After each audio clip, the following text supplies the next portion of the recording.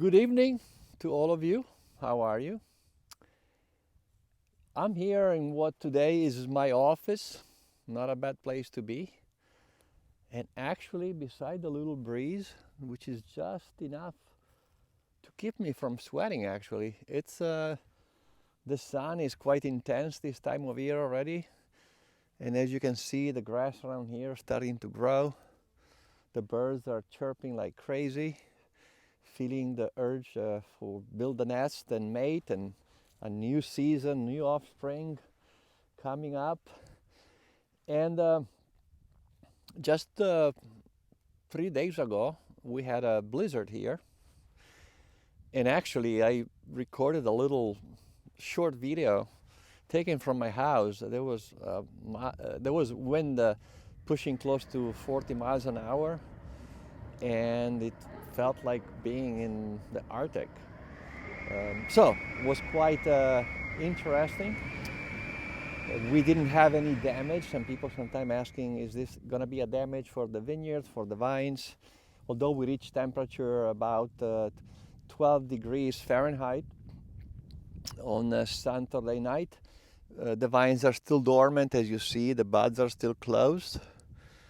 And actually, a little bit here, you can see some of that white fur, looks like almost, right there.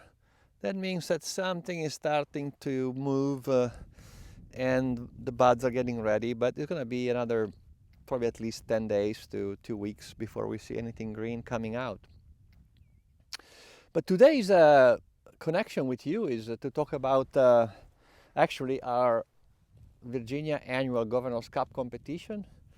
The results are out. Actually, we had a whole list published, which you can find relatively easily by just Googling it.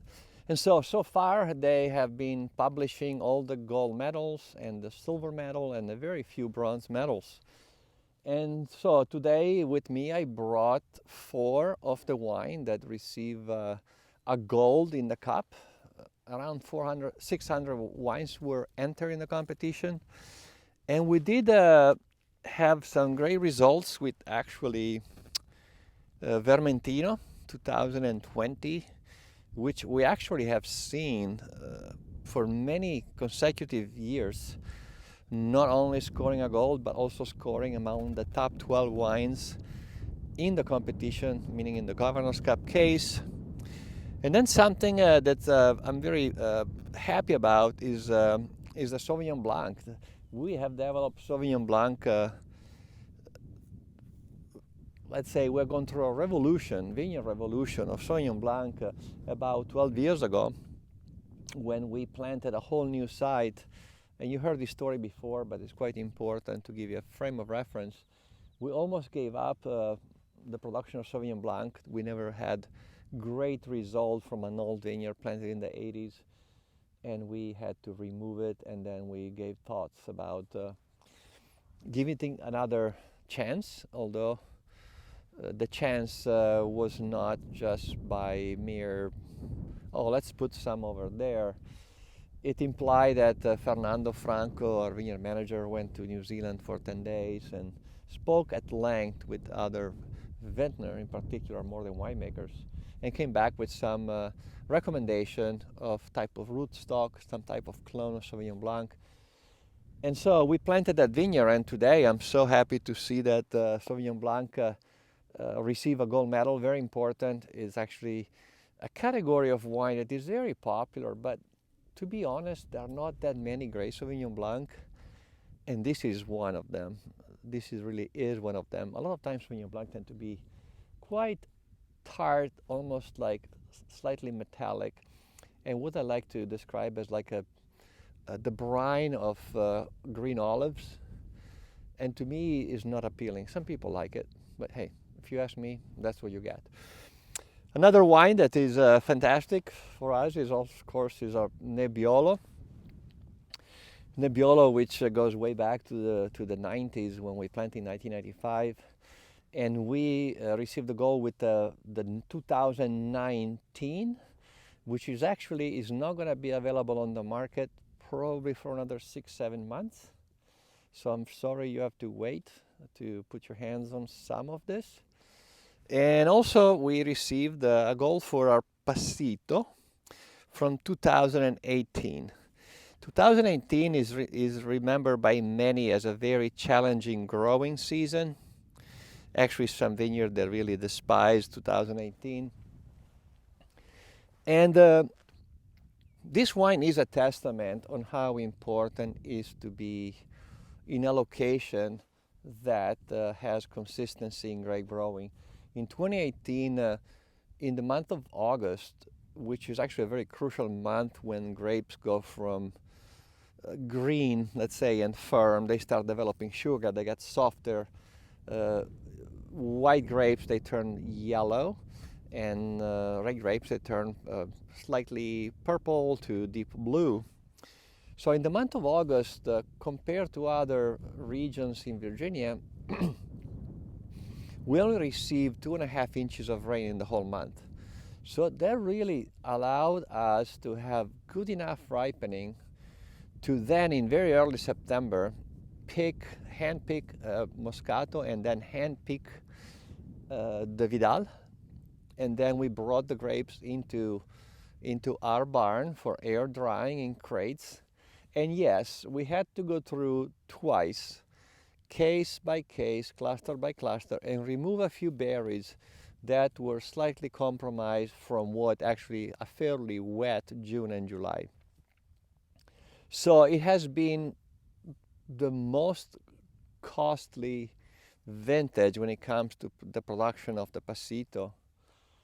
And for that, I'm even more proud and happy for all the work that Fernando and his team put in the vineyard, and also the effort that Daniele Tessaro, winemaker, put in selecting cluster by cluster with his staff all of the many tons of grapes. Talk about thousands and thousands of clusters that had to be all handled one by one.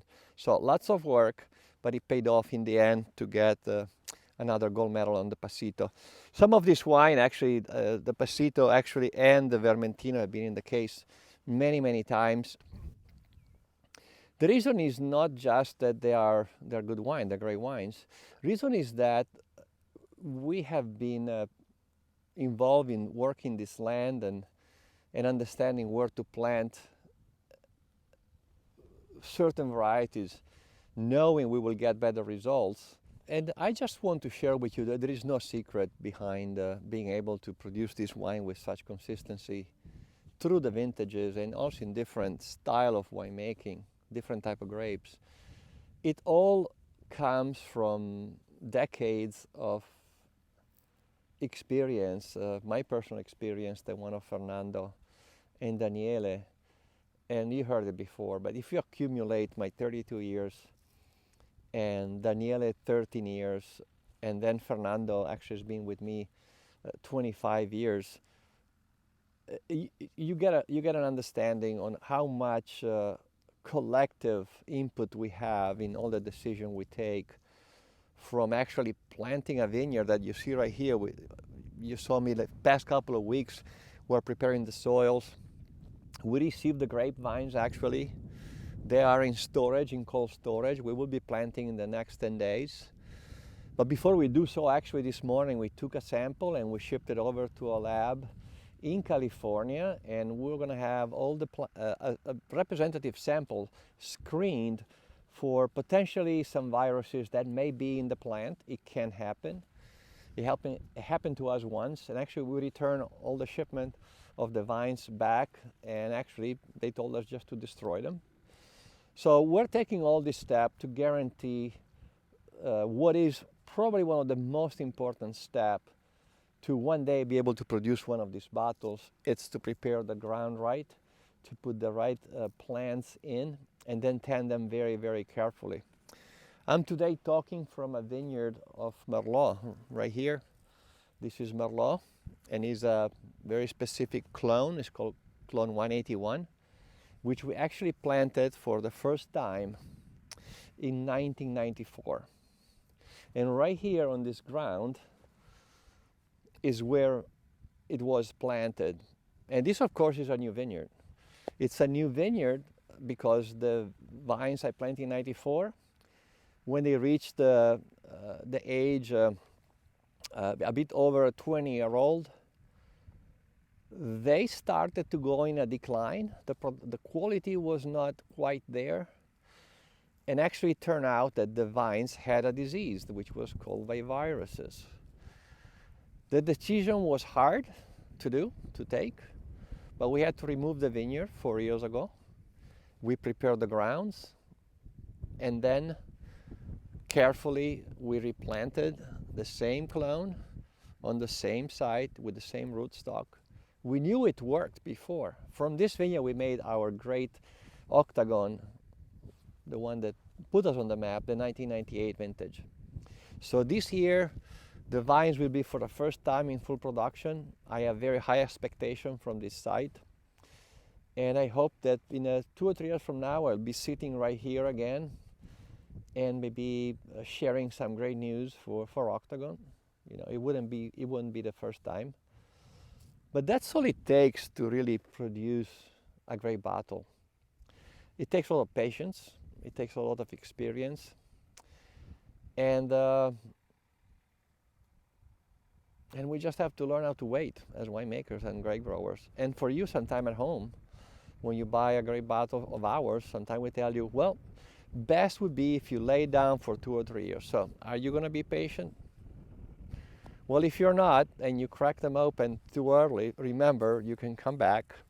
At our wine library, we still have, for you, put aside a lot of these great wines. And actually, all of this wine in particular, they receive higher praises and higher scoring. We will put aside a little more for people that can come back and visit the estate. In the meantime, I need to let you know that the Virginia Wine Marketing Office, by the way, you can find information about what I'm going to say at virginiawine.org. They organized a very special program where a lot of the wineries that receive gold medals are doing a special offering through the rest of the year. For example, at Barboursville Vineyard, if you come and part of that tour, you will receive a complimentary taste of the Vermentino 2020, but only at our wine library.